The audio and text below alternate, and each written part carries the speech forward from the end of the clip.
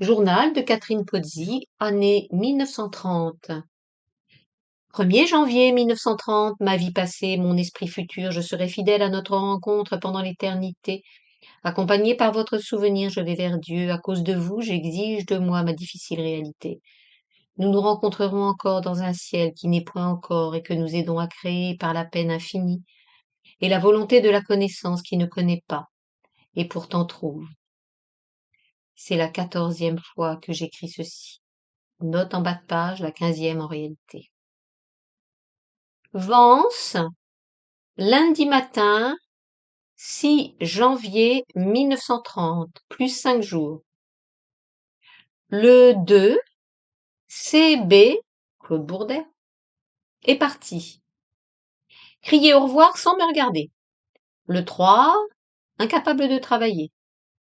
Sensation nette de la blessure. C'est à se demander si le corps de l'âme n'est pas un organisme accessible et dommageable. Ces métaphores, vous m'avez blessé, paroles blessantes, etc., n'en seraient pas. Je saigne par là tout le jour.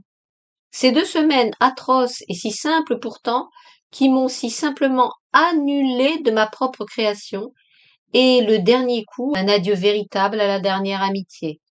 Au revoir ma vieille. Il fallait ajouter. Amuse-toi bien. De nouveaux amis attendaient dans l'auto que je leur offrais. Il avait fallu 16 jours.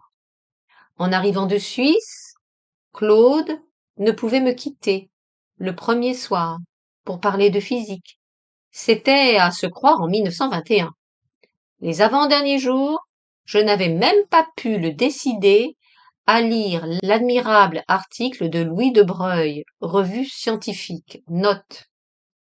Louis de Broglie, qui venait d'obtenir le prix Nobel de physique en 1929, avait écrit pour la revue scientifique de janvier 1930, numéro 1, 68e année, un article intitulé Sur la nature ondulatoire de l'électron, reprise. Le décider à lire l'admirable article de Louis de Broglie, ni regarder le premier cours de Bénard. Quant à ceci, ce merveilleux travail, plus une question, plus une curiosité. Continuer seul, sans même ce lecteur. Pourquoi? Même pas pour l'amour. La présente jeune fille est ce qu'elle était, c'est-à-dire rien. Ce n'est pas pour elle que Claude voulait mourir, c'est pour la précédente. Hélas, ce n'est pas un amour qui égare celui-ci, c'est un milieu. Et c'est cela l'effroyable. Il devient le milieu où il se plonge. Y a-t-il dans toute la biologie un exemple de ce défaut d'identité? De fait, dans 8 jours, il sera celui à qui l'on peut penser sans dégoût. Mais après, mais toute la vie. Et moi, je suis restée à Vence, me préparant ce Noël muet. Claude passait, avec ses apparences d'être qui n'ont même pas l'élégance, et ce sinistre jour de l'an. Le 4, travailler 6 ou 7 heures après une piqûre d'huile camphrée, on soigne l'âme comme on peut. Le 5, hier dimanche, me suis offert le plaisir de peindre, peint 6h30 sans désemparer, couchée morte, douloureux côté droit, sans avoir vu qui que ce soit ni aucunement parlé. La nuit, quand je m'éveille, j'ai peur. Cette vie est inhumaine. 7 janvier, le lendemain. Je pense à Jouve, qui écrivait une cosmogonie en croyant que l'électron était une très petite pilule. Mais pour celle-ci, de cosmogonie, je pense que derrière cette cosmogonie, il y a toute la science de mon temps, plus la Grèce et l'Inde, et que je n'en dis pas un mot, mais quel appui! Je pense que ceux-là seuls qui savent ce que c'est que le principe de Carnot et comment l'entropie est adrastie prendraient à ceci le moindre plaisir. Note. Adrastie, mot forgé par Catherine Pozzi, à partir du grec et que l'on peut traduire par ce qu'on ne peut pas éviter. Midi, entrée de René Schwab, René et, dialogue sur la maladie, souffrir, dis-je à Schwob. C'est instantanément la cécité. Je vois Dieu quand je vais parfaitement bien. Ce bien s'entend du fragile équilibre de ses faibles forces. La maladie me diminue par l'esprit aussi, car elle occupe tout. Et d'ailleurs, elle nie le bien rationnellement. Il est comme n'étant pas tout le temps qu'elle dure. Dieu se nie en tant qu'il me diminue. Mais il existe sans vous, inquit, note, répond-il. Très bien. Or, je ne vois pas. Pour moi, tout ce temps, il n'existe pas. C'est que vous attachez trop de prix aux délices de l'esprit, qu'il dit. 13 janvier, à Paris, plus 6 jours. Arrivé hier, très déprimé du côté de l'esprit. 16 janvier, plus 3 jours. Ce matin, état en forme de bonheur. Avoir travaillé hier soir sur le Barrès de Curtius, note, Maurice Barrès und die gesteigigen Grundlagen des französischen Nationalismus, publié à Bonn en 1921. Avoir vu que tout ce livre-ci m'explique tout, avoir trouvé immédiatement à la lumière de ceci la solution de Barrès, comme on trouve en maths une solution élégante, voir que ceci m'explique le monde humain entier, avoir entendu Jean me dire que le matin même, Bonnard lui avait dit à un déjeuner de mondain que j'avais parlé de ses livres comme il en parlerait lui-même, être sûr que ce méprisant écrivain français compte ma monnaie pour ce qu'elle est, et je la compte cher, avoir un peu mieux dormi, quoique toujours à Paris cette angoisse désespérante revienne la nuit, l'air manque. 2 heures. Lettre de Curtius me demandant ce qu'on a dit et écrit sur AV. Ce rien. Et je sais qu'AV est l'extrême beauté que moi je puisse atteindre. Alors l'atteindre, la toucher et me taire. Ceci ne sera pas publié de mon vivant. Dans la nuit du 24 au 25 janvier, plus 9 jours. Mon corps est trop étroit pour moi, et l'air n'y entre pas assez pour que je parle. L'univers est plein de personnes qui respirent et qui n'ont rien à dire. Je veux sortir, je n'aurai pas le temps, je nage à contre-temps, mais le temps est tari. 29 janvier, plus 4 jours. Que Jouve était un rudiment d'homme, nous le savions du reste. Celui-ci possède l'être de K, Catherine Pozzi, où je le sacre momentanément grand poète. Il n'est pas une déviation d'un certain chemin dur et pur dont je ne sois revenu. Enfin, j'écris à celui-ci « Vous préférez l'univers un peu en désordre ?» et je l'y laisse, quoiqu'il réponde en style NRF. L'on reconnaît le style NRF à l'emploi du mot « surprenant » qui leur paraît un ornement. Jouve prend le désordre pour la liberté. Il illustre la théorie cinétique des gaz. Il le prend même pour le courage, monsieur. 8 février, plus 9 jours. J'aurais certes mieux fait depuis la fin du mois de janvier, il y a quelques 2 semaines, car je ne sais plus à partir de quel moment j'ai quitté ce cahier du matin, certes mieux fait de demeurer en mon espace point que de vivre dans l'espace des autres. Je ne prends jamais les manières des autres qu'il ne m'en arrive malheur. Ma loi étrange est de me tromper chaque fois que j'essaie d'aller avec le réel. Et le dur travail sur une question de bactériologie offert au journal en demandant que l'on me prie en des conditions normales, ce qui n'était pas, ne semble être voué de ce fait qu'au panier de Figaro. Les avantages, ors ou puissance, divorcent d'avec mes productions. Celles-ci verront le jour, je le vois, tant que je ne ferai rien pour qu'un poème reçoive une ligne d'admiration imprimée, tant que je ne ferai rien pour qu'un article soit honnêtement payé. Ils ont parlé d'Agnès tout un printemps parce que je ne bougeais pas. Morte, je les occuperai peut-être. Je l'ai accepté, c'est fini, mais ce travail perdu à Figaro m'embête. Soir. Me voici dans mon lit, jour de détresse passé à peindre. Je n'ai même pas pu écrire ce matin. Où que je regarde, il fait nuit. Ce métier de chroniqueur de science, tout bête qu'il soit, me mettait à une place dans la société. Je tenais ma part. Et à ce propos, je me souviens d'un jour de l'enfance où, dans le jardin des plantes de Montpellier, des grappes de petites filles jouaient aux ouvrières, chacune piquant une feuille d'arbre marronnier, et le bonheur et le calme que ce jeu me donnait parce que je faisais une tâche commandée. Quoi? Même si Figaro m'eût compté indispensable, je n'avais pas la force de continuer.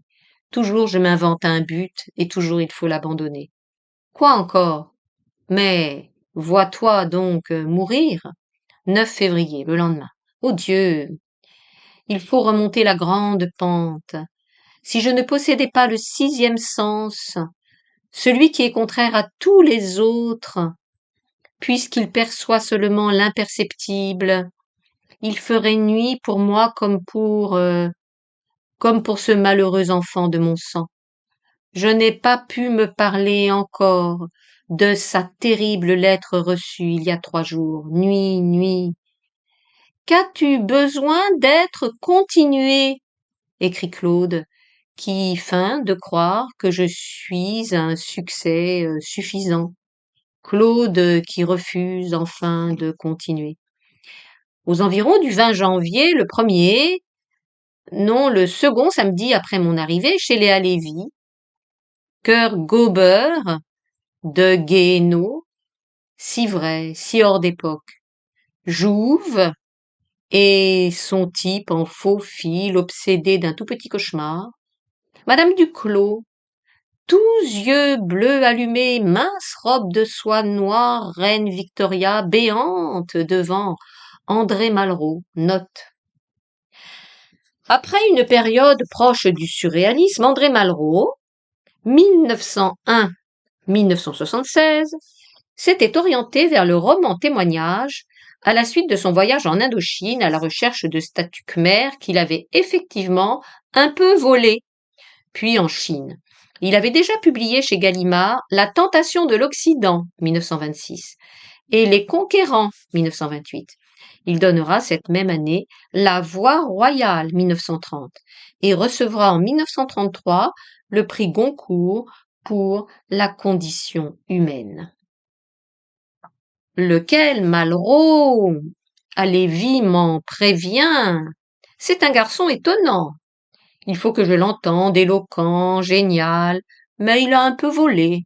L'on m'assied devant lui, et d'un regard de biais, s'assurant que j'écoute, il poursuit un parallèle de haute culture entre Bonnard et Chamfort. Il avait préparé Chamfort, c'est certain. Le salon, c'est un bachot. Mais les intéressés, ils choisissent d'avancer leurs topos intéressants. Ce Malraux pue le mensonge, et je n'aime pas le genre enfer, E majuscule. Effet facile, enfer. Son éloquence est produite par une énergie en cage, dans une tête promenée en Chine et qui n'a jamais vu que ce qu'on peut voir. Calculer les longueurs d'onde de la raie rouge du cadmium lui donnerait un autre monde et il n'aurait pas besoin de changer celui-ci. Hier, de nouveau, les Halévy, cette fois Jacques-Émile Blanche, ce pinceau dans un pot de chambre, je finis, non sans avoir entendu reparler de Malraux. Mon Dieu, que le second ciel leur envoie peu de messagers. En sortant de ce haut de quai, Duchesse. Duchesse m'avait téléphoné, la même. J'aime son air supérieur, non touché, non touchable, et je n'aime pas qu'elle ne soit pas touchée par moi. Elle n'est pas intelligente encore. Elle a un sens très fin du langage et de l'art d'écrire, phrases mi-figue, mi-raisin sur mes articles. Évidemment, on m'en refuse la science. Ces dames ont beaucoup refusé beaucoup de choses de mon côté. Je la quitte fatiguée et déçue comme toujours. Elle est plus jolie que moi, mais sans élégance. Hélas, j'ai un corps de Paris, quand vêtu, quand debout. La nuit, cela ne pèse plus lourd, mais qu'il devient lourd. 11 février, matin, 10 heures, plus de jour. Très froid, très beau, également triste, difficilement dormi pour avoir voulu laisser fenêtre fermée. Pourtant, je ne suis pas activement malade encore, pas encore. J'ai donc tenu un mois depuis l'arrivée. Mon dernier mal fut en décembre, et court, mais que la vie est serrée, serrée sur le cœur. Ici, envies et comédies, Madame de Noailles a inventé pour le bal des petits lits blancs un gant d'or. Elle a donné son gant doré signé de signatures célèbres. Il a été acheté par Antoine, célèbre coiffeur. Madame de Noailles, flanquée de Valérie, a dessiné la coiffure à Miss Europe. Miss Europe partage avec ses planètes son petit rayon. Où que ça lui, nous y courons sous le projecteur. Nous mettons Madame de Noailles, le coiffeur Antoine, Valérie, etc. 13 février 1930. La prière d'insérer de Morand est, ouvrez les guillemets, le premier livre sur l'Amérique du premier écrivain. Fin de guillemets. Note, cette prière d'insérer est en début du livre de Paul Morand, New York, Portrait de ville, édition Flammarion, 1930. La prière d'insérer de Mauroy est avalanche qui emporte tout sur son passage. Note, le livre de Mauroy est Byron, aux éditions Grasset, 1930. Reprise, critique de un tel et de un tel, guillemets, chef-d'œuvre, révélation. Je renonce à acheter les nouvelles littéraires depuis un mois. J'avais renoncé depuis 2 ans. Lettre de Paulan. Au banquet des belles lettres de Lausanne, on a fait une lecture d'Ave. Ils ont trouvé Ave tout seul, ces belletries, c'était pas tant. Hier, rencontré à Lévis, il me raconte que Guénaud a, devant un grand auditoire communiste, défendu la culture pendant 2 heures et a fini par se faire écouter. Au commencement, on lui disait « Gardez ce trouble pour les bourgeois, vous voulez nous troubler ». Or, il serait contraire aux lois de l'esprit que les communistes n'arrivassent pas à la culture, qui ne se donne pas d'ailleurs par instantanée transfusion. Il faut des conditions telles qu'elles soient possibles. Je suis fatiguée et amèrement sans feu. Le corps résiste. À marcher 100 mètres dans le bois, je m'aperçois pourtant que mes jambes sont hésitantes et mon côté droit opprimé. 15 février, plus de jours. Hier, avons un peu marché dans le parc de Versailles, maman et moi. Je n'étouffais pas trop, mais à la maison, je ne puis me reprendre à travailler. Depuis que j'ai fini le papier de la chronique de science de ce mois-ci, il y a 10 jours, je ne peux plus me remettre à autre chose, même pas à ceci le matin. L'âme est comme abaissée, étoffe qui retombe, la voile sans le vent. Pour qui écrire en vérité? Pour ces pantins égarés? Oh, que mes chroniques d'écoliers aillent plutôt aux sous-officiers studieux, aux vieux médecins de province, et mes vers. Ils ont trouvé des cœurs à Lausanne, il paraît. Il y a 2 jours, Chomex a téléphoné. Il a l'air de souhaiter que je ne quitte pas le Figaro, comme je le voulais. Et il a incidemment, n'encourageons pas le collaborateur, dit qu'on lui demandait de plusieurs côtés qui était Karine. Note. À cette date, seuls ces 2 premiers articles signés CK puis Karine avaient été publiés. Mais les 2 derniers seront plus explicitement signés Karine Pozzi et Catherine Pozzi. Reprise. Qui était Karine? Ce n'est rien, mais je le répète à maman. Et quel visage à maman en écoutant! Le visage de maman forme un sourire si beau, et de ses joues à la courbe fine et de ses dents parfaites, la ligne du bonheur. Un sourire de 25 ans. Presque 50 ans qui s'effacent d'elle. Que je suis contente, ma petite fille. Ces chroniques, elles ne sont que du travail de commis voyageur. Je devrais les faire facilement, mais je ne fais rien facilement. Même pas écrire ceci. Et au lieu de ceci qui est inutile, je devrais mettre ordre aux boîtes scellées, enlever des choses qui doivent périr, mais je n'ai pas le courage d'ouvrir. Parfois je souhaite tout détruire. De toute façon, ne restera-t-il pas de moi que ce compte rendu de Talleyrand et ce mensonge touchant et salissant? 21 février, plus 6 jours. 7 heures du soir, je reviens de lire un des cahiers 1925-26, un de moment du virus V, Valérie. J'ai déchiré une ou deux pages, ajouté une autre que j'ai déchirée ensuite, et puis il me semble remuer de la mort. Je retourne à ceci, et d'ouvrir ce cahier, note. Catherine Pozzi parle de son cahier actuel, celui où elle note les étapes de sa réflexion pour le corps de l'âme, tout en tenant, sur le côté et perpendiculairement à son travail, son journal. Reprise. Je retourne à ceci et d'ouvrir ce cahier, c'est pénétrer dans l'espace véritablement qui est vie. Laissez les morts aux morts. 23 février, plus 2 jours. Je suis profondément découragée. Pas d'infection active. Mon parasite est indolent, mais il me lasse. Je n'ai pas l'air malade. Effarante minceur à part, je n'ai pas l'air malade. Et il faut des efforts incessants pour se lever, se tenir debout, s'habiller, parfois sortir. Dans cet état, l'hiver dernier, j'allais au cours de chimie de Pasteur. L'hiver d'avant, aux 2 laboratoires. Jusqu'à quand? Pourquoi? Pourquoi? Le travail que je fais ne sert cependant à rien ni à personne. Il ne sert qu'à me promener dans l'univers, enfermé dans ma faiblesse que je suis. Figaro, effrayé des dimensions de ma dernière chronique, ne l'imprime seulement pas. C'est agaçant, d'autant qu'à la dernière séance de l'Académie des sciences, Roux présente une communication, note,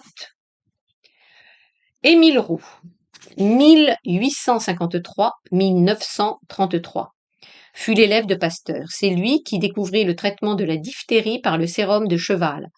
Devenu directeur de l'Institut Pasteur, membre de l'Académie des sciences et de l'Académie de médecine, il rédigea de nombreux travaux sur les virus, les antitoxines, les microbes pathogènes. Reprise. C'est agaçant, d'autant qu'à la dernière séance de l'Académie des sciences, Roux présente une communication sur ce sujet, c'est dans l'air. Le journal attend qu'un confrère s'en aperçoive. Continuer cette tâche ne semble pas devoir être proposé par les faits, qui la propose comme pinsomme et l'envoie au panier. Travailler, travailler. Dieu veuille que j'aie une place où donner aux autres à penser. Et qui voudrait de ces pensées? Ils sont bizarres. Visite d'André Siegfried de 4 à 6, grande intelligence. Ce jour sera moins triste de ce fait. Mais il me raconte que l'on va donner le prix Nobel à Talleyrand. Note. Égale Paul Valéry. Ouvrez la parenthèse. Le héros est un simulateur ou un imbécile. Fin de papa papa papa papa papa papa papa papa papa. Note Valérie. Le héros est un simulateur ou un imbécile. Mais le simulateur est bien payé. 26 février plus 3 jours. Deuxième lettre de Pollan demandant l'obscurité sied à Pollan. Encore une fois, que je sois à la NRF, toute la science. Justement, paraît ce matin, 26, le papier Figaro sur Derel. Ils l'ont proprement coupé en 2 et ont mis mon nom. Mauvaise humeur de la double sottise. Et puis qu'importe ceci. Lettre de Cétri-Levante, mot plein d'amitié des 2 Curtus. Je vous salue de tout mon cœur, dit Ilse. À peine on dit cœur, tout perd pesanteur. Le 27 février, le lendemain. Pas mal dormi. Entrée de maman, journal en main. La deuxième partie de l'article y est en bonne place, avec les 4 lignes ajoutées à la fin pour le faible expérimentateur. La flèche du Pozzi, note. L'article de Catherine Pozzi se termine sur cette phrase dont la flèche vise aussi bien Émile Roux que Paul Valéry. Guillemets. L'auteur d'une communication à l'Académie des sciences proposait ces jours derniers d'échanger le nom de bactériophage en bactériolite pour prévenir peut-être, en lui retirant le mystère avec la vie, de sentimentales considérations. Fin de guillemets. Reprise. Ceux-là seuls qui sauraient de quelle masse informe de détails et de discussions j'extrais une forme. Mais ils sont 10 ou 1. Cet 1, c'est moi. Vous disiez, me disait H hier à propos d'Ave, note H, à Lévi, poursuit là une conversation que Catherine Pozzi eut en février 1928 avec Pierre-Jean Jouve sur le langage et la forme littéraire. Je veux une œuvre fermée, disait-elle à Jouve. À ce propos, Agnès, étant une œuvre fermée, ne pas poursuivre. Reprise. Vous disiez, me disait H hier à propos d'Ave, qu'il fallait faire quelque chose qui soit tout ensemble ouvert et fermé. Ouvert qui conduisit à l'univers, fermé, dont la ligne soit close comme celle d'un objet, n'admettant pas les pertes de force. Et maintenant sur quoi et pourquoi le tenter? Solitude sans désir, là est le plus affreux. Mon fils m'a clairement dit qu'il manquerait à moi et à soi-même. Il était le dernier ami, celui pour lequel je travaillais à penser, afin qu'il ait des pensées heureuses. Ces lueurs de paradis à capter, pour quelle conscience? Je me sens telle que je ne les atteins plus, n'espérant plus. Manquerais-je de foi, manquerais-je d'amour? Il faut qu'on m'encourage, quelle médiocrité! Il ne faut pas qu'on se détourne de moi, quelle faiblesse! Anna de Noailles a téléphoné avec bruit à mon frère il y a 2 mois que mes vers étaient, mais ne me fait nul signe où je suis.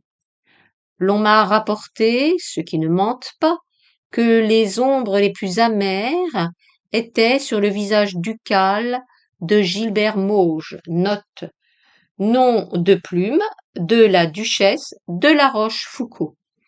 Sur le visage ducal de Gilbert Mauge, un jour qu'elle m'entendait louer.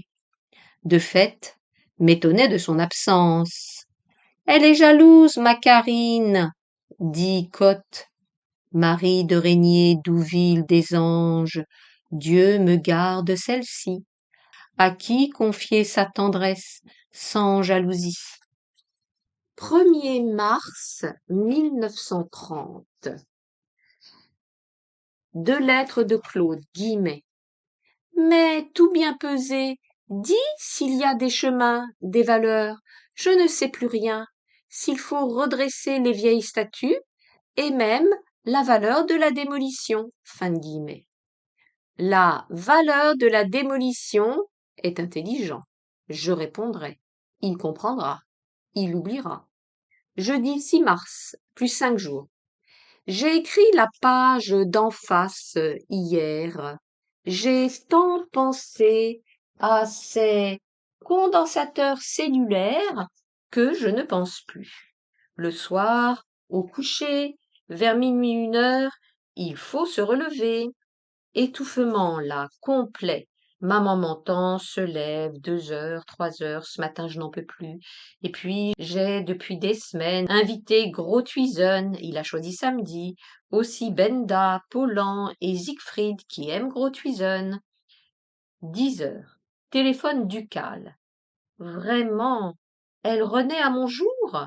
Je n'y allais plus. Pour la première fois, il y a plus d'un mois, elle employait le mot intellectuel en mauvaise part. Intellectuel, et c'était moi. Encore une que je gêne de vivre. Bientôt, bientôt, je ne gênerai plus. Je l'invite pour samedi. Et, naturellement, samedi matin, il faudra leur téléphoner que je ne peux pas les recevoir. 9 mars, matin, plus 3 jours. Extraordinaire dîner. Duchesse, Benda, Madame A. Siegfried, Despezelles, Boris, note, Georges Boris, fut directeur de La Lumière, plus tard directeur de cabinet de Paul Reynaud et de Gaulle. Boris, Siegfried, maman, Grothuizen, moi, Paulan. Discours de Benda pendant le dîner. Discours de Benda après dîner. Soirée théologique. Dieu n'est pas infini, dit Benda. S'il est personne, P majuscule, et il le prouve 3 heures durant. Duchesse, jolie, assez parlante, assez favorable, fort supérieure à tout, et de tout ceci je ne retiens que 10 minutes de conversation animée, seule à seule, avec Grothuizen au début, qui me parle de mes ancêtres de la Renaissance italienne et de Jérôme Cardan. Note. Jérôme Cardan, Gerolamo Cardano, 1501-1576, philosophe, mathématicien et médecin italien. Il a constitué un système philosophique panthéiste sans immortalité de l'âme.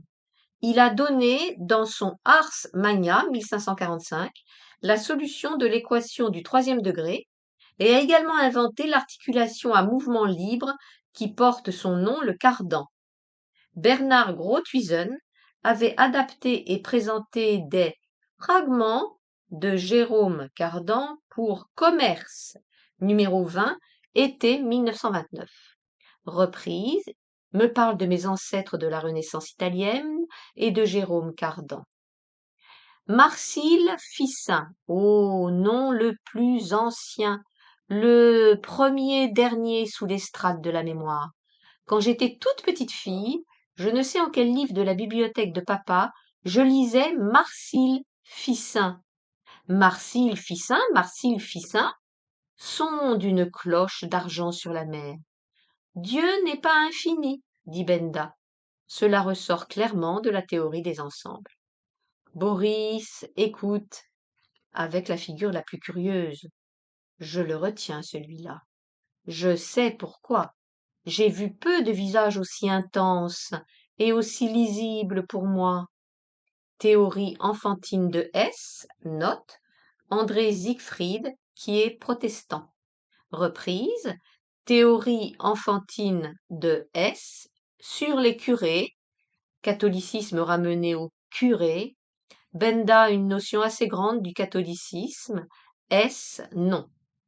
Après, Duchesse m'entraîne au petit salon, me fait dire qu'elle fut mon professeur à Pasteur, pour s'informer de mon travail. Ô malheureuse, 2 mots mi-ironiques sur ma dernière chronique. Elle ne me laisse que ma cuisinière. Mardi 12 mars, plus 3 jours. Il est 4 heures moins 10. Par exception, couché. Le déjeuner au lit. Des étudiants de Z déjeunent avec Claude. Avec Claude. Je m'endors. Quelques millions d'atomes se sont serrés, ont fait mon corps, défont mon corps, se sont mis à quelques milles en un pour penser, ont formé un amour, l'ont nommé, l'ont damné, l'ont expliqué. Je ne lutte qu'à vivre, je ne lutte pas à mourir. Me dénouerait comme un parfum, et voilà. Je n'ai plus d'horreur. 13 mars, 18 heures, le lendemain. Comme cela me prend l'air vital. Parler. Je ne vais pas ôter Blumenthal. J'ai tort, car entre ici la princesse Marie de Grèce. On croirait à la lire que j'ai des relations, c'est leur mot, moi qui ne vois personne. Que veut-elle, cette aiglonne optimiste? Bête comme je suis, je ne la comprends qu'une heure après. Elle me fait parler de celui pour lequel existe la parole, et qui, sans parole, collier, perles, macarole, parlure, qui vole, ne serait rien, rien, rien, que soi. À voix basse, j'en parle, puisque la dame veut. Elle écoute, suspendue, que j'explique le grand secret.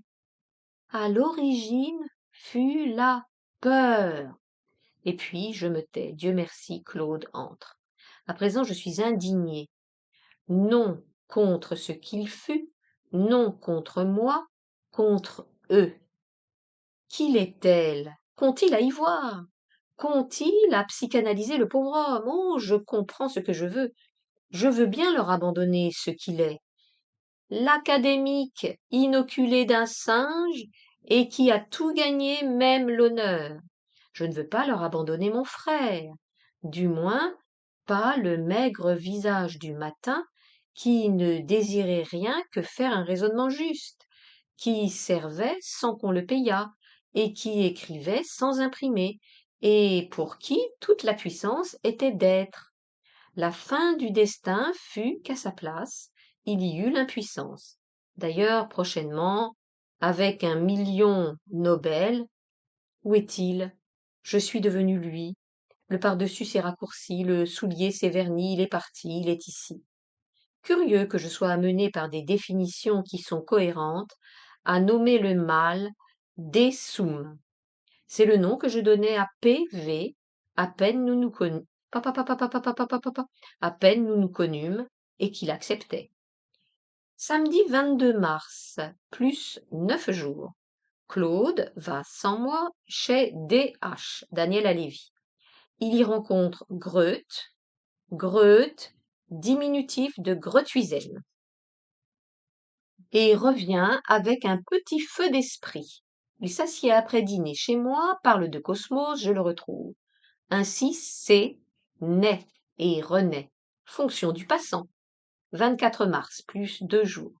À 11 heures du soir, maman vient, je me couche, elle est debout près de mon lit. Te voir souffrir est affreux, elle le dit. Mais je ne souffre pas, c'est très supportable, je souffre un peu la nuit. Non, tu as toujours souffert depuis que tu étais petite, tu as toujours été malheureuse, tu ne l'as pas mérité. Ah, que pourrais-je faire pour te l'enlever si je pouvais le supporter? Mais non, maman, j'ai eu des heures heureuses, je n'ai pas toujours eu mal. Mais maman est enivrée de mon mal, elle m'en parle contre toute prudence. Elle me rappelle la longue année passée, courbée en avant sur un dossier de chaise. Je veux l'oublier et n'y jamais regarder. Elle dit encore ta vie, tout ce que tu ne peux faire. Oh maman, j'ai accepté, j'ai accepté. Elle pleure. 28 mars, 29 mars, plus 4 jours. 27-28, pas de sommeil. Pas mal, mais nuit à attendre. Donc le 28 épuisé.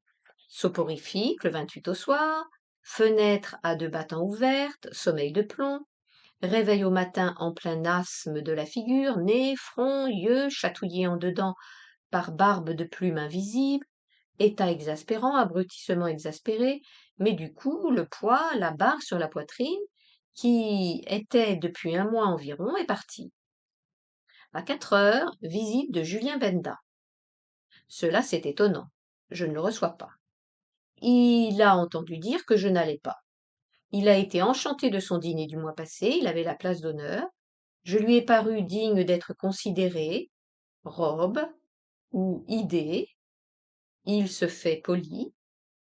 3 ans trop tard. Soir, belle rose rouge de Daniel. Celui-là, je l'aime de tout mon cœur. Je me souviens d'un rêve d'il y a 18 ans peut-être, ou 17. Un rêve que j'avais raconté à moi sur un papier analogue à celui-ci, quand au début du mariage avec l'étranger de Paris, note, l'étranger de Paris désigne Édouard Bourdet, qui ne peut travailler qu'isolé à Versailles et passe une partie de l'année à Tamaris dans sa villa blanche. Reprise que j'avais raconté à moi sur un papier analogue à celui-ci, quand au début du mariage avec l'étranger de Paris, je me cherchais des amis. Daniel était dans un de ces pays indéfinissables de la nuit. Nous nous serrions les mains sur une colline. Je me trouvais à cheval et puis je m'éloignais au galop. Est-ce à présent que je m'éloigne au galop? Il m'a tenu la main.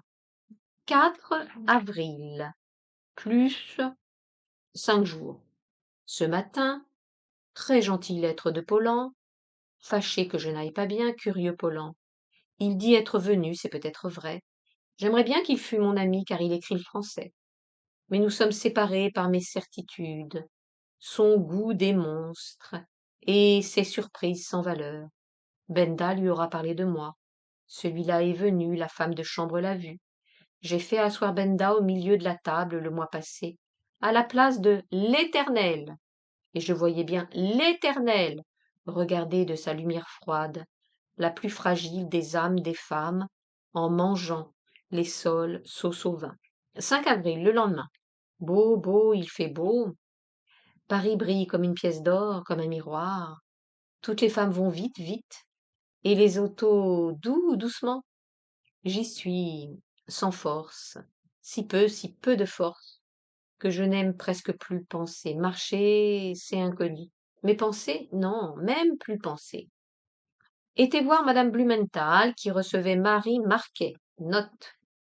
L'actrice, Marie Marquet, qui avait été la dernière maîtresse d'Edmond Rostand, de 1916 à sa mort en 1919, était maintenant courtisée par André Tardieu, 1876-1945, homme politique et écrivain. Il était alors, en 1930, président du Conseil. Était voir madame Blumenthal qui recevait Marie Marquet, qu'aime Tardieu, mais j'ai fait la visite avant péniblement. Elle était l'amie de mon père, madame B. Elle est fidèle à Jean, à moi. Toute sa fortune ne lui a pas enseveli le cœur. J'y suis allée, elle m'a trouvé bien. Les gens me trouvent toujours bien, c'est-à-dire que je ne suis pas décomposée. Ce qui est mort en moi est mort à l'état sec. Un os de sèche, une robe de soie dessus. En haut, un visage irrégulier. Angle aigu, sans plis, sans rides, sans poche. J'ai une jolie peau, et je n'ai vu qu'elle était lisse qu'hier soir, parce qu'un visage de femme à peau laide dans une glace l'approchait, et puis, je ne ris jamais. J'ai tant ri. 12 avril, plus 7 jours. Comme presque tous les jours, hier, 1 heure à Longchamp, assise dans la voiture. Temps doux de la saison douce, fleurs aux arbres. Je descends sur l'allée 8-10 minutes environ. Résultat, angoisse de nuit et drogue nécessaire. Et les bien intentionnés m'enverraient à la campagne. Pauvre Proust. 10 minutes de conversation de Claude, de 10h20 à 10h30, sur jeunes filles, jeunes gens, puis il me soumet un embryon de pensée. Pour un peu, il vivrait. Je regarde sa fine figure. Sera-t-elle immobilité? Liberté?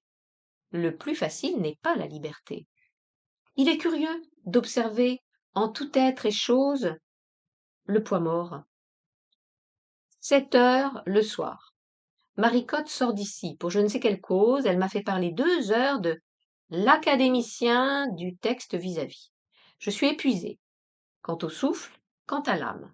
Ce poids, je mérite donc encore de le porter? Certes, quelque chose d'impur en moi admet la mort. Parfois, je pense que la tragique histoire ferait un beau livre, le livre de la vie et de la mort. Enfin, qu'on lui donne le prix Nobel, il a fait ce qu'il fallait, attendri sur sa petite fortune, fait service où il faut. Pourquoi vouloir que le principe d'identité soit satisfait? Pourquoi raconter qu'il est entré un matin ici, annonçant qu'il venait d'acheter 14 Suez? À qui exposer l'état du parasite? Appartement rouard, table garnie par le Ménil, banquier Monod qui joue et paie les différences, prébende de dames, secours divers, éditions à combinaison et manuscrits truqués à l'infini. Parfois l'on fait, oh, des amis, allusion discrètement à la noble raison de l'adieu qu'il a donné, qu'il a clamé, dont il a fait un Benjamin Constant à la princesse de Clèves. Oh, Cotte, je l'ai renvoyé parce qu'il faisait la noce et me le racontait tous les matins en d'immondes dessins, que sa plume jetait comme on vomit. Sa pauvre femme n'a bien été que titre décent et imprécis, mis pour l'inavouable. Minuit. On avance les montres d'1 heure. J'ai écrit à Schwob, je me suis réfugié en Schwob, comme dans la vie. Ô dernier ami, ami du sang du premier ami. Note, René Schwob était le neveu de Marcel Schwob. Car le premier ami dont, presque encore enfant, je me sois approché fut Marcel Schwob, l'agonisant aux yeux étincelants, l'érudit qui mangeait des livres et se donnait de la morphine, et dont je ne savais rien, mais qui fut le premier chez lequel je respirais de la pensée. René Schwob a quelque chose de son visage, l'énergie première transmise là, elle a recueilli une autre âme, de l'autre âme, de l'âme sans poids. 26 avril, plus 14 jours. Depuis le 19, lourde semaine. Ou plutôt depuis mardi. Mardi, que faisais-je? Un air de printemps, Jean et Claude à Chantilly avec l'auto de maman pour monter à cheval, essayer une voiture et déjeuner avec une dame. Ce jour-là, j'ai fait existence. Je suis sortie toute seule comme une personne. J'ai pris un taxi. Je suis allée chez le prince du luxe. J'ai vu 400 robes. J'en ai choisi une, rien qu'une. Et depuis, il est question de ne plus mettre de robe du tout. Long dialogue avec la première du prince du luxe par téléphone. Je surgissais d'un fauteuil, d'un lit. Oh, et puis ne plus dormir. Avant-hier, j'ai essayé du bromure. Rend lourd, n'endors pas, détache des environs, laisse l'âme entre terre. L'âme entre terre fait des vers. Suivent des vers. Les voici. Dans un monde, au futur du temps où j'ai la vie, qui ne peut pas entrer dans le seul aujourd'hui, au plus nouvel espace où le vouloir dévie, au plus nouveau moment de l'astre que je fuis. Tu vivras ma splendeur, mon malheur, ma survie. Mon plus extrême cœur fait du sang que je suis. Mon souffle, mon toucher, mon regard, mon envie, mon trop terrestre bien, perdu pour l'infini. Évite l'avenir, image poursuivie, je suis morte de vous, ô mes actes chéris. Ne sois pas, défais-toi, dissipe-toi, délie, délaisse le désir que je n'ai pas choisi. Note. Première version, très incomplète, du poème intitulé Nova et qui sera le 4e de l'édition de la revue Mesure. Le Zeppelin survole Paris, il est midi. C'est à Robert Curtius qu'il faut écrire. Christ, écrivain en rose. J'aime tendrement Daniel Halévy, parce qu'il est tel qu'il accueille.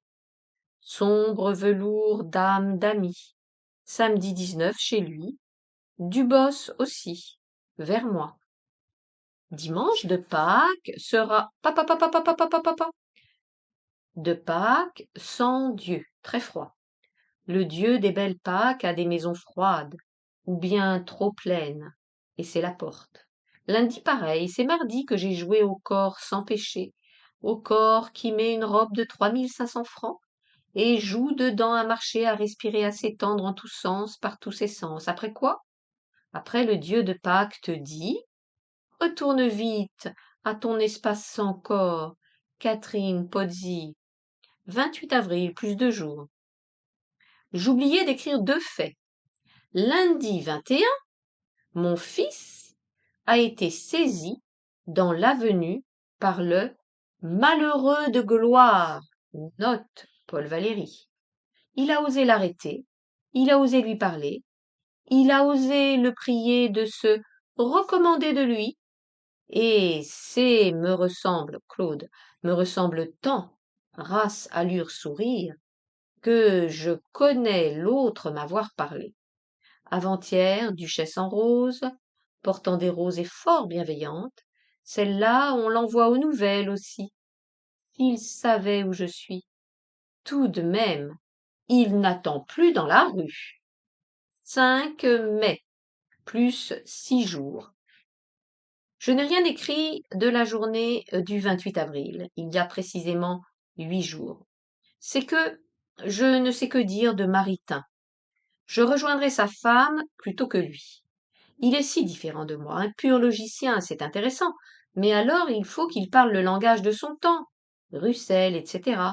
Il a tort ou raison, et on lui répond. Mais Maritain est si différent. Il fait fi des méthodes d'aujourd'hui que saint Thomas emploierait certainement.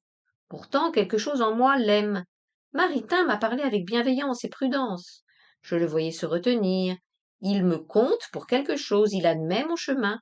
Il préfère le sien. Oh, comme il préfère le sien. Mais je ne suis pas faite pour y marcher. Plusieurs chemins aux plusieurs demeures. 7 mai, plus de jours. Cher René Schwab, ceci est écrit en italique. Je vous écris cette nuit. Je vous prête ce cahier et celui qui, précédent, contient le commencement de ceci. La céleste intelligence vous éclaircira de ce que je n'ai pas eu le temps de dire. Si vous désirez lire mon journal en entier, c'est peu un journal, qui est légué à la nationale, sous réserve de ne pas le lire présentement, je crois avoir mis une défense pour 50 ou 100 ans, note. En fait, ont été légués à la Bibliothèque nationale les cahiers couvrant la période qui va de 1913, début du journal, à 1929, soit plus d'1 an après la rupture avec Paul Valéry. Catherine Pozzi avait demandé par testament qu'il subisse une interdiction de consulter de 30 ans. Les cahiers, qui ont été écrits pendant l'enfance et l'adolescence, ainsi que les cahiers qui vont de 1929 à 1934, date de sa mort, ont été conservés par son fils, Claude Bourdet. Reprise. Si vous désirez lire mon journal en entier, c'est peu un journal, qui est légué à la nationale sous réserve de ne pas le lire présentement. Si vous désirez ces cahiers, je veux qu'ils vous soient intégralement prêtés. Vous les rendrez ensuite à la fondation officielle. Pourquoi je les ai légués, je ne sais. Non certes pour la gloire et beaucoup moins pour la curiosité. Schwab, je les ai légués à l'amitié. J'ai cru que moi qui ai si vivement et mortellement souffert de solitude, ces cahiers me donneraient des amis. Je ne serais pas vivante pour leur amitié, peut-être leur tendresse, mais c'est de l'amitié pour mon cœur d'aujourd'hui. En vérité, longtemps et maintenant encore, je n'ai que. Daniel et vous, vous êtes éloignés par l'existence, parfois par les personnes, toujours par la difficulté où je suis de vous voir, et vous ne connaissez pas de moi cela qui est le vrai cri du silence, ce cœur brûlant et désespéré. 10 mai, plus 3 jours. Je commence à croire aujourd'hui, c'est la première fois, que je ne mourrai que quand le livre sera fini. Mais il est près de finir. 9 mai. Hier, je suis allée à 3 heures voir Paulan, qui m'avait envoyé livre, note. Jean Paulan lui avait envoyé un exemplaire tiré à part de Sur un défaut de la pensée critique, publié dans Commerce, numéro 16, été 1928, et écrit de ses lettres à l'amabilité voilée de masques en roseau qu'il a. Trouver l'hôtel beau de la revue, note, la nouvelle revue française, qui avait été logée au 35-37 rue Madame, puis aux 3 rue de Grenelle, venait d'emménager au 43 rue de Beaune. Trouver l'hôtel beau de la revue, neuf, agréablement adéquat, mais escalier pour gens qui respirent. Paulan, il va faire une conférence sur l'obscur en poésie à Berlin, note. Jean Paulan a effectivement fait une conférence en 1930 sur les 1. Tennis, HAIN-TENYS, Poésie obscure, édition de la Société de conférence de la Principauté de Monaco, qui a été reprise dans Commerce, numéro 23, printemps 1930, sous le titre Sur une poésie obscure. Oh, depuis 10 ans, n'ont pas trouvé mieux? Et, of course, bien sûr, sujet précipice, n'y tombons pas.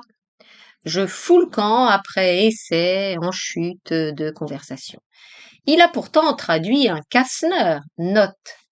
Pour Commerce, Jean Paulan a traduit de l'allemand Deux textes de Rudolf Kästner, La Chimère, 1928, et Le Christ et l'âme du monde, 1929. Traduit un Kästner dont il y aurait quelque chose à dire, et puis est brouillé avec Claudel. Naturellement, je l'avais oublié. Pas une idée dans tout l'hôtel. N'arrivait à l'âme que combinaisons psychiques épuisées. M'offre des novos à nouveau la rubrique science, note Jean Paulhan, avait plus précisément demandé à Catherine Pozzi d'écrire pour la NRF des critiques de livres scientifiques. Elle avait refusé, échaudée par l'expérience du Figaro et se sentant peu capable physiquement d'assurer une chronique de ce genre. La NRF, qui avait déjà fait appel à Jean Rostand, sollicitera les collaborations d'autres savants comme Louis de Broglie et Léon Brillouin. Reprise, la rubrique science. C'est une idée de Benda et le résultat de mes mises au clair dans le Figaro. Ensuite, maman et moi avons été porter aliments et cadeaux à Jacques, à la maison de santé. Je ne l'ai pas vu. J'ai attendu en voiture. Temps beaucoup plus froid depuis quelques jours. 11 mai, le lendemain. De 5 à 7h30, Dubos et Schwab viennent. Schwab, arrivé le matin de Saint-Paul, il pense tout de suite à moi et téléphone. Dubos, très gentil, à 5, arrive d'abord. Il n'a pas de vie du corps. C'est en cela que je crois que nous différons. Il a beau visage, cependant, mais son visage, toujours en arrière ou en avant, jamais ici. Maricotte en dit, c'est un raseur de valeur. Et ce qui m'ennuie d'autre en lui, je vois bien que c'est qu'il n'est pas ici. Il est dans ce livre, ou ce projet de livre, ou de discours. Sa bibliothèque est étonnante, objet d'envie, et jamais il n'en fait du présent. Sa meilleure œuvre, et celle-là compte, et c'est une œuvre, est son extraordinaire drame écrit sur Gide. Drame de l'amitié spirituelle reconnue comme valeur fausse. Le livre des faux monnayeurs de l'amitié. C'est un livre grand et poignant. Dubos, enfin, là, touche son présent. Je ne sais s'il le sait. Il a extrait de sa conscience de Gide quelque instant qui a été mêlé de cœur, et il a fait une âme, une forme, pour la première fois à son esprit. J'ai emmené Dubos et Schwab, 39 quai de l'Horloge. Là, André Germain, qui m'assaille, comme un petit cobaye sans cheveux, se jetterait sur l'expérimentateur Jacques-Émile. Note Jacques-Émile Blanche. Le pinceau dans le pot de chambre, une barbe qui s'appelle Spire, note André Spire, qui s'intéressait au syndicat ouvrier, était un homme de lettres, spécialiste de la poésie juive et théoricien du vers libre. Une barbe qui s'appelle Spire, qui a une bonne tête bonne d'autrefois, et un juif mince, genre réunion syndicale, très au courant de l'Allemagne, et la défendant. Il est intéressant, je ne parle qu'à lui, et il part en baisant mon gant, oubliant son syndicat. Au courrier de 8h, 2 envois de livres de Raïssa et Jacques Maritain. Une belle lettre de Curtius. Nuit, crise d'asthme. Trouver 2 vers. 17 mai, plus 6 jours. Mercredi le 14, le temps était assez froid. C'est en robe d'hiver encore que je m'en fus essayer chez Lelon mes robes d'été. Ensuite chez la Duchesse, je n'y avais pas mis les pieds cette année 1930, à regret d'ailleurs, car il faut se mêler au monde. Mais une présence barre ce chemin. La présence est au loin, à réjouir la forme informe à Grasse. Note. Paul Valéry est depuis avril chez Madame Mulfeld-Blanchenay à Grasse. Il prépare le discours de réception à l'Académie française du maréchal Pétain, qui a été élu au fauteuil du maréchal Foch. Reprise. À réjouir la forme informe à Grasse que ses amis appelaient la sorcière, quand en effet elle jetait des sorts.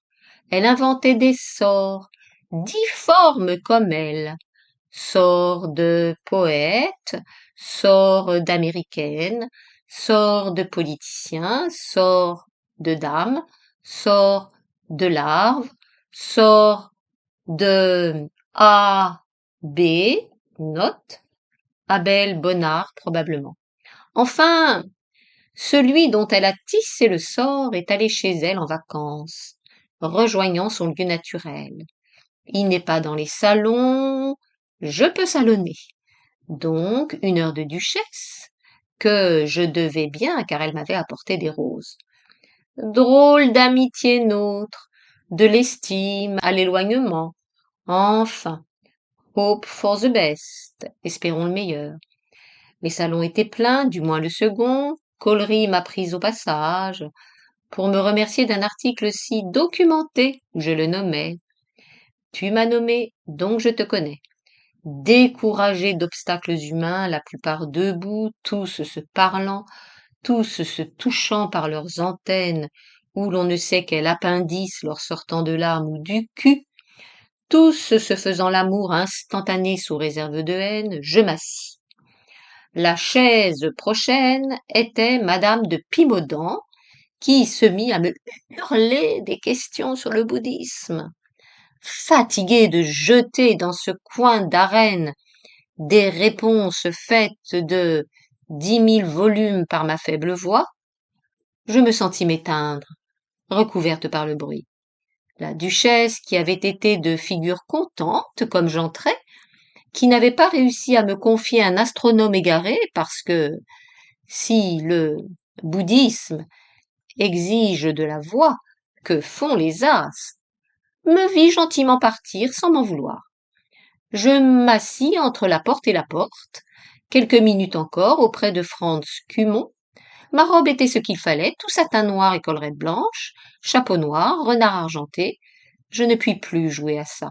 Il ne reste rien de moi à leur servir. Je dis en conséquence à la maison, sur un lit, sur des fauteuils, sur ma faim. Vendredi, hier, essayage, mes dernières robes, je n'en choisirai plus. Suite du temps perdu. Le 17, après-midi, au bois, de 5h15 à 6h15 avec maman. Nous allons toujours aux mêmes endroits, l'hiver autour de la grande pelouse de Longchamp, l'été vers le polo près de Bagatelle. On jouait au polo. Une autre équipe jouait aussi dans la grande prairie à public ouvert. Maman descendit de voiture pour marcher. Comme il faisait beau, je descendis pour me tenir quelques instants à regarder les chevaux derrière la haie du cercle. Conversation de Gaston et d'hommes d'écurie. Je n'avais aucune envie d'aller m'asseoir parmi les happy few, les gens de Vogue, à quelques 100 mètres. Pourtant, je portais le chef-d'œuvre de Lucien Lelong, et je ne suppose pas que je le portais mal, parce que j'avais entendu la grosse Thérèse 8 jours avant, première, dire à la grosse Madeleine directrice en aparté, comme je commandais, que j'avais beaucoup de chic. À vrai dire, elle disait mais beaucoup de chic. Ce mais est un deuil, non destiné à mes oreilles. Pas joli, mais nous le savions, nous le savions. Or, si le mais révèle le pas, il l'annulait, n'est-ce pas? C'est une Étrusque, c'est une Étrusque. Je me tenais donc de Lelong vêtu, samedi, au polo, mais or. Sortit une dame de Vogue. Non qu'elle fût aussi vêtue par Lelong, non qu'elle fût aussi vêtue par Lelong, non, mais elle avait, comment dire, l'air. Ô dame, dans ce cahier fait pour l'inaltérable, je mets ton visage qui avait 45 à 50 ans, qui était de la couleur qu'on porte et sculpté par le froid dédain. Par un regard de la dame sur ma voiture, de carrosserie Vogue, et mon costume que Vogue donnera, car tout de même je n'étais pas dans le cercle où regards se croisent sans salir. Mais à très haute voix cria la dame pour moi parlant au ciel. Voilà qui va rendre le polo populaire. Car un concours de peuple, dont je formais en effet l'avant, cernait le second jeu. Ainsi je me trouvais soudain comme renversée par un revers de discours reçu par le travers de l'élégance, rejetée au peuple, à la confusion. C'est elle qui je suis. Et si je suis sans foi, sans amour, sans orgueil, etc. Extraordinaire femme-chose, objet de réflexion. Il est certain que leur premier mouvement est ce coup qu'elles essaient de porter, cette fureur instantanée, réflexe de rivalité. On les sent vous arracher ce qui fait beau. Pourquoi me détestes-tu sans me connaître, figure? Moi, je trouvais que tu te portais bien, je te faisais compliment d'imaginer autour de toi, dans tous les azimuts de ton espace, une belle forêt, rosée et rayons, parcourue par tes chiens et par tes hommes. Moi, j'aime ce qui est vivant d'abord. Mais je me suis enfoncée dans ma voiture et baissé le chapeau charmant. À toi cette page, apparence, ô dame de ton sort, je n'ai pu qu'éprouver la minute de tristesse que tu avais extraite pour moi de ta petite intelligence. Le peuple, un vilain mot dans cette intelligence. Pourquoi? Ils ne sont capables de dire peuple qu'avec la romantique puérilité de Drieux-La Rochelle, ou en marquant, comme celle-ci, que ce sont eux les dieux. Il est vrai que populaire est un mot de vogue, traduit de l'américain, mais il change de signification quand il traverse l'eau. À la vérité, qu'est-ce que je suis? Je m'habille, je marche, je me tais, je me tiens comme ces dames. Elles me prennent nouvelle et me piquent, puisque je suis dans leur jeu. Je veux autre chose, comme un ouvrier. Je m'avance vers l'autre, passant aussi facilement que fait Gaston. Je lui dirais tu. Je suis toujours de l'autre essaim. Cela se sent. Oh, je n'ai pas décrit le cheval gris. C'était lui seul qu'il fallait retenir. Il s'était échappé d'ailleurs, après avoir roulé sur l'herbe avec son cavalier. Oiseau, hirondelle. 21 mai, plus 4 jours. Résolution. Notez dorénavant page du temps perdu en télégramme.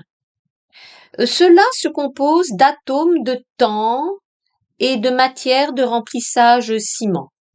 Souvent, le ciment importe plus que l'élément. Alors, on fait du Proust. Mais où tu tais ta vie, où tu tais ton livre? Lâche le ciment. 22 mai, le lendemain. Nous partons, maman et moi, ce soir pour Vence. Je dois être au silence un mois.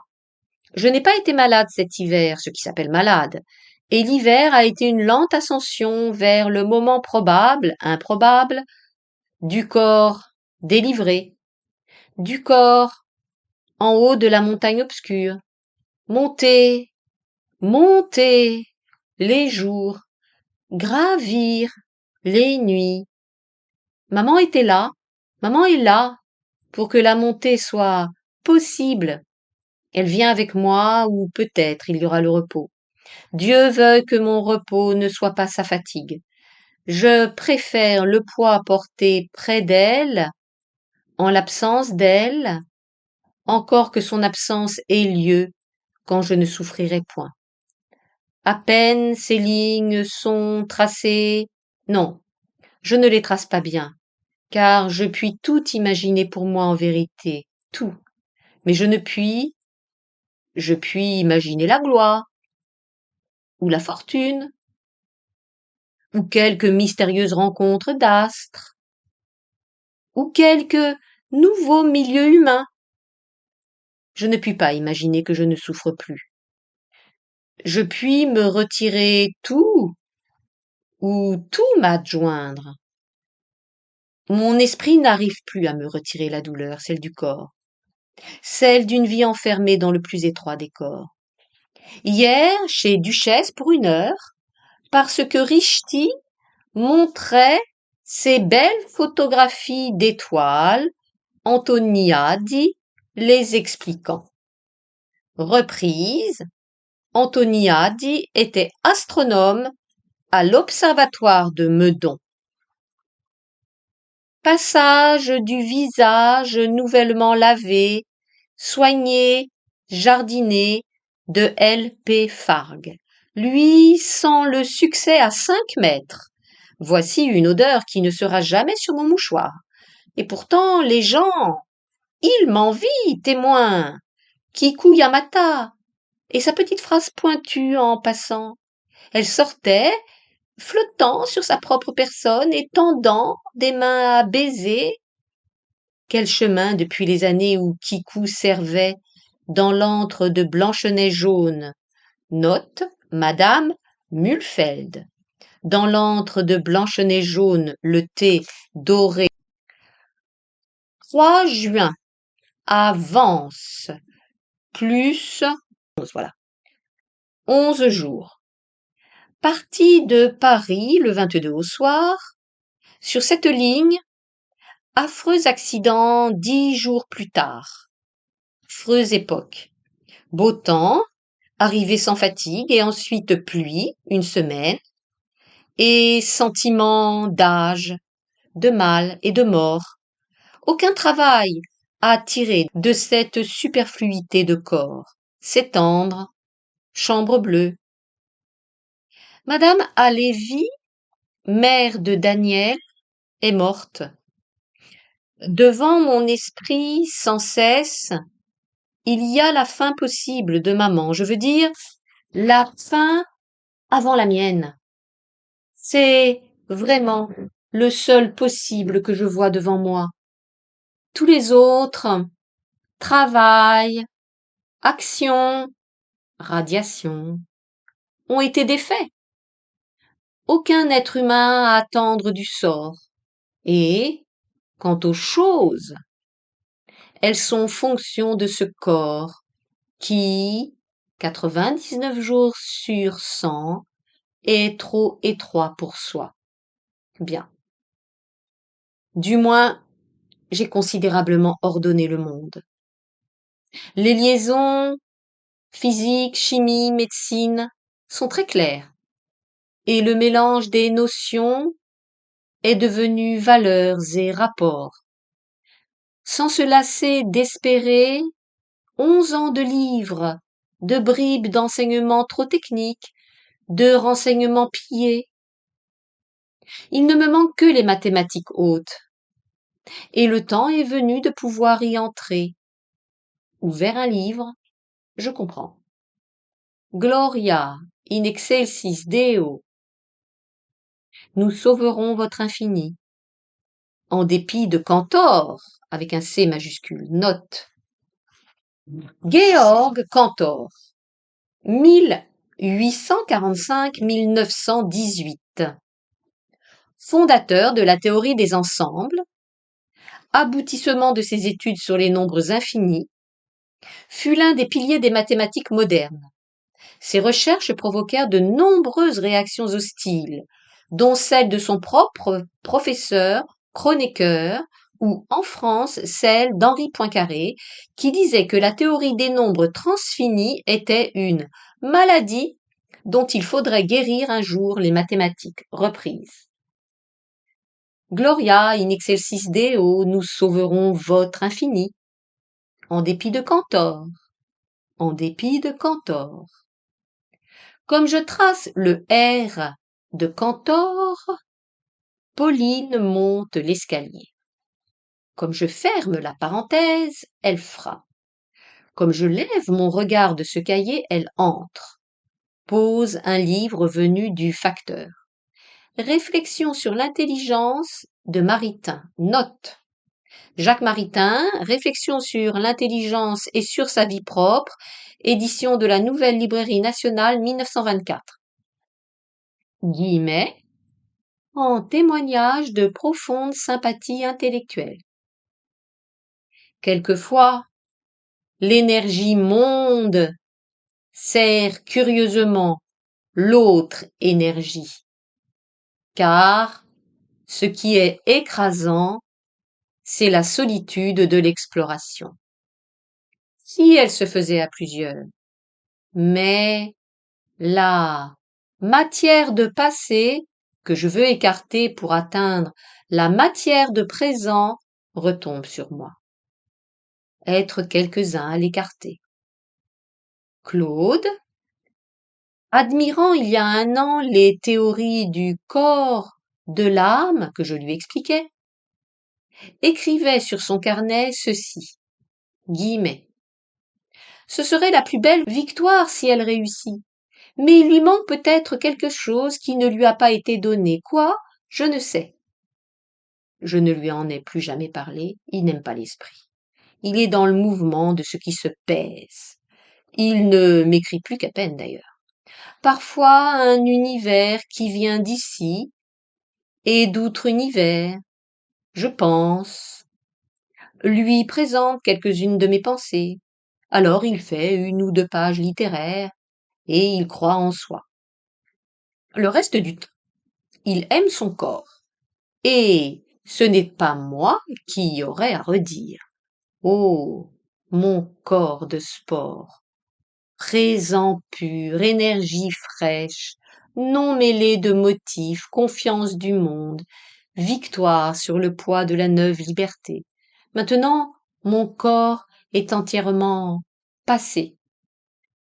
Les membres qui furent denses, les muscles qui furent galops, les nerfs qui furent décision instante, le cadavre tient une plume.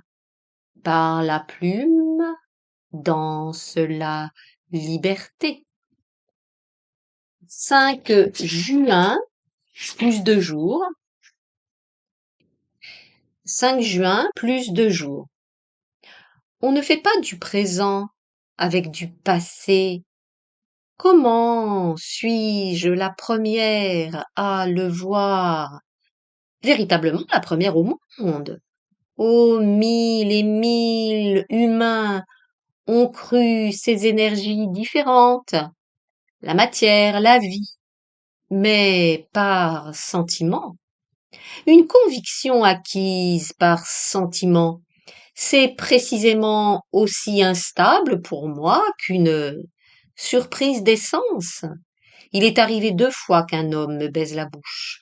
L'heure et la tristesse, la curiosité aidant, 2 hommes, note, Eddie Segresta et Robert Siegfried. Reprise, l'heure et la tristesse, la curiosité aidant, 2 hommes, mea culpa, par défi au mariage. Et puis ce fut tout. La foi n'y était pas sans l'esprit. Pauvre Robert, qui m'a haï. À part cela, je ne connais pas la surprise des sens, et pourtant, je ne sais pourquoi, je me suis souvenu ces jours-ci plusieurs fois d'une aventure de train curieuse. J'étais déjà malade et à peine plus une jeune femme, et j'allais de Montpellier à Paris, après la guerre, et dans le couloir du sleeping, une splendide créature, en pyjama de soie blanc, fermait pour moi une fenêtre, et nous nous dîmes quelques mots, et il continua à me parler. Et nous parlâmes sport et tennis et racing, et il me dit qu'il avait joué autrefois là, et je lui citai les meilleures joueuses et mon nom. Note. Catherine Pozzi fut, avant son mariage et les premières atteintes de la tuberculose, une bonne joueuse de tennis, classée au racing en 2e série. Reprise, je lui citai les meilleures joueuses et mon nom, et il dit avoir joué avec ce nom, qu'il ne reconnaissait pas. Et il vint s'asseoir sur une valise près de ma couchette, et nous continuâmes à parler de sport, et vers 2 heures du matin, j'étais fatiguée, et je le priai doucement de s'en aller, ce qu'il fit d'un air outraché, et ne me salua pas le lendemain à la descente du train.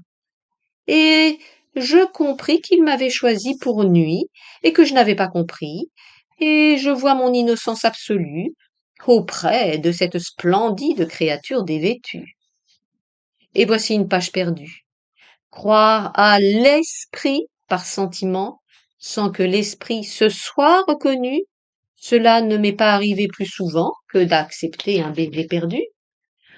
3 juillet, plus 27 jours. Eh bien, c'est le jeudi 3 juillet. Je suis à Paris et ce soir, vais voir Martin. Mais avant, nous sommes revenus le 20, de nuit. Maman avait peur. J'étais bien. L'étude sur Curtius pour Figaro, que j'avais tant de peine à finir, Je la finis dans le chemin de fer et la vitesse m'aide à penser, m'augmente le quantum d'énergie qui manquait. N'est-ce pas dans un train que je recevais, captais, éprouvais, écrivais le poème Note. Il s'agit du poème Vallée, écrit dans le train qui ramenait Catherine Pozzi de Vence à Paris et retranscrit dans son journal le 14 mai 1926. Reprise. Captait, éprouvait, écrivait le poème que trouva beau celui qui n'admirait pas tant les autres. Et peut-être les seuls vers qui seront aimés de moi par les autres quand je ne serai pas. Mais où seront-ils? Le lendemain, arrivée de Claude, à 5h30, qu'on n'attendait pas si tôt, grand, blond, brun, admirablement beau, ayant gagné son quantum d'être par un titre de délégué au Congrès international d'étudiants. Note. Claude Bourdet, qui parlait anglais et allemand, était le délégué de l'Union des étudiants suisses au Congrès international qui se tenait alors dans une maison d'étudiantes, boulevard Saint-Michel. Reprise. À peine je l'ai vu. Tout le jour il y palabrait, se souciant peu de moi, ni pas plus de savoir qu'il revivait très précisément ma jeunesse, car à 20 ans, un peu plus, j'étais parmi les étudiants étrangers d'Oxford, où je prenais la parole, avec probablement le même air d'aller en avant. Le lendemain de mon arrivée, j'avais vu Curtius, de passage à Rambouillet, avec sa jeunesse de femme, et qui disait avoir retardé son départ pour me rencontrer. Il a lu l'article. Je tremblais. A souri, a dit que c'était trop bien pour Figaro. A paru vraiment content. Figaro, d'autre part, je n'y comptais pas, s'est déclaré satisfait. À présent, cela traîne comme toujours, et la fin, évacuation et conséquente discussion font un mauvais ciel à mes considérations. Hier, 2 juillet, suis allée chez Marie Robinson Duclos, où était George Moore, note. George Moore, 1852-1933, écrivain et poète anglais qui vivait avec un python à Paris, fut en particulier le traducteur de Mallarmé. Reprise. Chez Marie Robinson Duclos, où était George Moore. George Moore. Depuis 10 jours, je cherchais à savoir s'il était mort pour ce que, dans l'étude sur Curtius, je l'avais cité parmi les vivants. J'avais échoué chez Sylvia Beach, note. L'américaine, Sylvia Beach, directrice de la librairie Shakespeare & Co., installée rue de l'Odéon, en face de celle d'Adrienne Monnier, fut la propagandiste en France de la jeune littérature anglaise, irlandaise et américaine. J'avais échoué chez Sylvia Beach, ou absente, Beach. J'allais chez Brentano, note, autre librairie anglaise.